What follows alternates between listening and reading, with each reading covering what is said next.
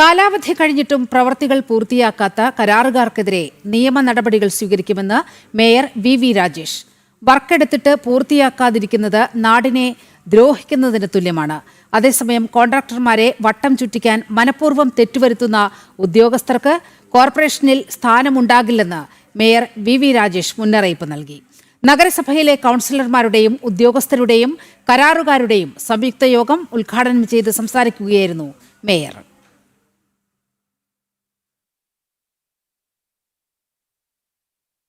ജൂണിൽ പ്രവൃത്തികൾ ടെൻഡർ ചെയ്ത് കഴിഞ്ഞാൽ നവംബറിൽ പ്രവർത്തനം അവസാനിപ്പിച്ച് ബില്ലെഴുതാൻ പോകാൻ വേണ്ടിയിട്ട് ഉള്ള നിങ്ങൾക്ക് എന്താണ് തടസ്സം? ആ തടസ്സങ്ങൾ മാറ്റിത്തരിക എന്നുള്ളതാണ് ഞങ്ങളുടെ ജോലി. നിങ്ങൾക്ക് ഇപ്പോൾ ഇവിടെ വെച്ച് പറയണമെന്നില്ല. ഇന്ന് നിങ്ങളെ ഒരുമിച്ച് വിളിച്ചിട്ട് പറയുന്നതിൻ്റെ ഒരു പ്രധാനപ്പെട്ട ഘടകം, ജൂണിൽ ടെൻഡർ ചെയ്ത് കഴിഞ്ഞാൽ നവംബർ മാസത്തിൽ ആ വർക്ക് പൂർത്തിയാക്കുവാനുള്ള തടസ്സം നിങ്ങൾക്ക് എന്താണ്, ആ തടസ്സം മാറ്റിത്തരിക എന്നുള്ളതാണ് ഞങ്ങളുടെ ഉത്തരവാദിത്വം. പ്രതിസന്ധികൾ വരുമ്പോഴേക്കും നമുക്ക് തരണം ചെയ്യാം, അതൊന്നും പ്രശ്നമില്ല.